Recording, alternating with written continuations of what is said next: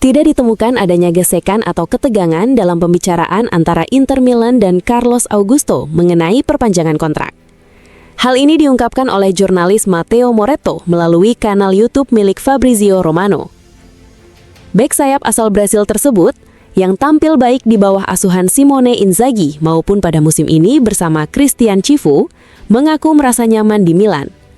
Carlos Augusto pun menilai perjalanannya bersama Inter sebagai pengalaman yang positif, baik secara pribadi maupun dalam konteks tim. Negosiasi untuk memperpanjang kontrak yang saat ini terikat hingga 30 Juni 2028 masih berlangsung dan akan terus berjalan dalam beberapa pekan ke depan tanpa terburu-buru. Moretto menjelaskan bahwa klub yang bermarkas di Viale della Liberazione itu memang sengaja mengambil waktu, bukan hanya dalam kasus mantan pemain Monza ini, tetapi juga dalam menentukan langkah terbaik terkait sejumlah elemen lain dalam skuad mereka.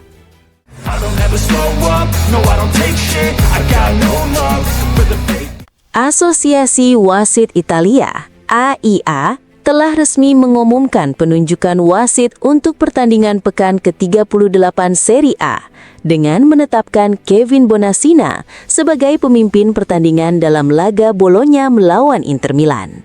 Ini akan menjadi kali kedua bagi wasit asal Bergamo tersebut memimpin laga yang melibatkan Inter pada musim ini.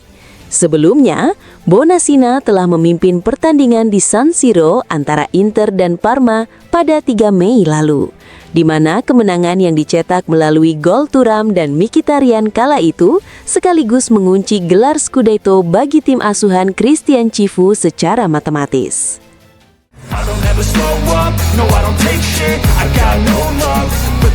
Sepanjang sebagian besar musim ini, yang merupakan musim perdana tim U23 Inter, Luka Topalovic berhasil menunjukkan penampilannya di tahun pertamanya sebagai pemain profesional. Saat dirinya tampil optimal, tim asuhan Stefano Vecchi pun ikut merespon dengan baik di atas lapangan. Namun, ketika gelandang asal Slovenia itu mengalami penurunan performa, hasil-hasil tim kedua Inter pun ikut terdampak. Meski begitu, catatan musim pemain kelahiran 2006 ini tetap layak diapresiasi. Topalovic tidak luput dari perhatian dengan torehan 4 gol dan 6 assist dalam total 37 penampilan bersama Inter U23. Bagi seorang pemain muda yang terbiasa berkembang pesat, peluang untuk naik ke jenjang yang lebih tinggi bisa saja terbuka pada musim panas ini, asalkan pihak manajemen Inter di Viale della Liberazione menyetujuinya. Dalam hal ini, seperti dilaporkan oleh Tuttoce, Cesena disebut telah menyatakan ketertarikan terhadapnya menjelang musim depan di Serie B, dalam skema pinjaman yang lazim dilakukan guna mematangkan pemain di lingkungan yang lebih kompetitif.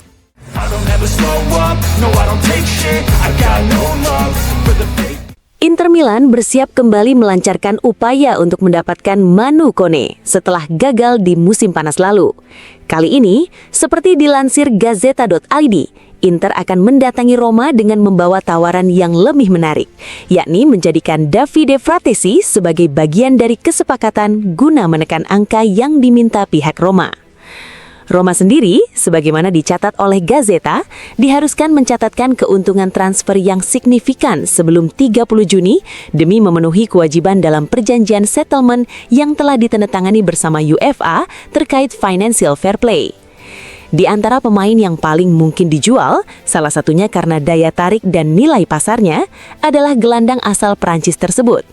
Pihak Friedkin kini mematok harga 50 juta euro untuk Kone, naik 10 juta euro dibandingkan permintaan pada Agustus lalu.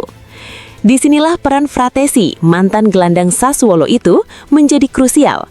Nilai transfernya yang diperkirakan antara 20 hingga 25 juta euro dinilai bisa menjadi titik temu antara kedua klub. Dengan skema ini, pengeluaran Inter hanya berkisar antara 20 hingga 25 juta euro saja. Gazzetta menyimpulkan bahwa ini merupakan skenario yang perlu dikaji lebih dalam mulai beberapa pekan ke depan.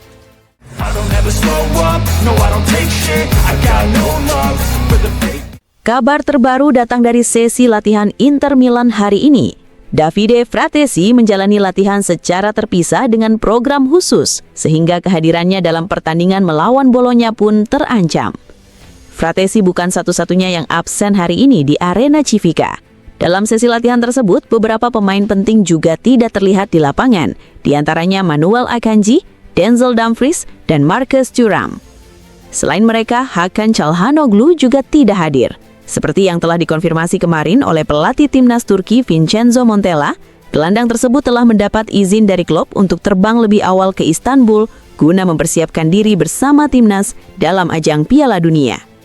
Sementara itu, Lautaro Martinez dilaporkan belum dalam kondisi terbaik, namun tetap akan diturunkan setidaknya selama 1 babak demi mengejar gelar top skor.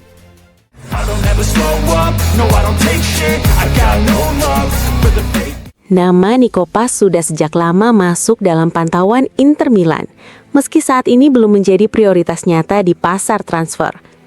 Hal ini disampaikan oleh jurnalis Matteo Barzaghi kepada Sky Sport yang menjelaskan ketertarikan Inter terhadap talenta asal Argentina tersebut.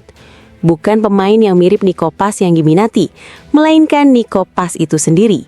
Namanya diapresiasi juga oleh pihak pemilik klub di jajaran petinggi Viale della Liberazione, ujar Barzaghi. Masa depan sang pemain sendiri masih menggantung antara Como dan Real Madrid, dan situasi itulah yang terus dipantau dengan cermat oleh Inter. Namun, Barzaghi menegaskan bahwa Nico Paz bukanlah target mendesak saat ini. Ini bukan pasar transfer yang diarahkan untuk mendatangkannya, melainkan sebatas pengamatan. Jika ada kesempatan, Inter akan mencoba masuk, jelasnya. Singkatnya, Nico Paz tetap menjadi nama yang disukai Inter, namun lebih dalam kerangka strategi pemantauan ketimbang negosiasi yang sudah berjalan.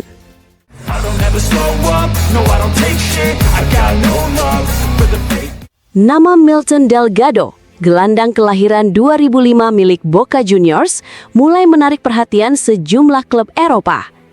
Menurut TYC Sports, Inter menjadi salah satu klub yang tertarik terhadap pemain muda tersebut, selain Bournemouth dan Besiktas.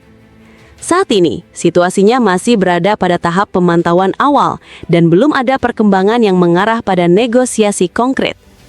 Laporan menyebutkan bahwa proses yang terjadi masih sebatas penjejakan awal, tanpa adanya tawaran resmi maupun permintaan formal dari klub manapun. Delgado dinilai sebagai salah satu talenta muda paling menjanjikan di sepak bola Argentina. Sebelumnya, ia juga sempat menarik perhatian beberapa klub internasional lainnya. Pemain tersebut baru memperpanjang kontraknya bersama Boca Juniors hingga tahun 2028. Dalam kontraknya juga terdapat klausula pelepasan yang berada di kisaran 20 juta dolar AS atau sekitar 17 juta euro. Persaingan untuk mendapatkan Delgado juga diperkirakan cukup menarik. Bournemouth dapat menjadi opsi bagi sang pemain untuk berkarir di Premier League.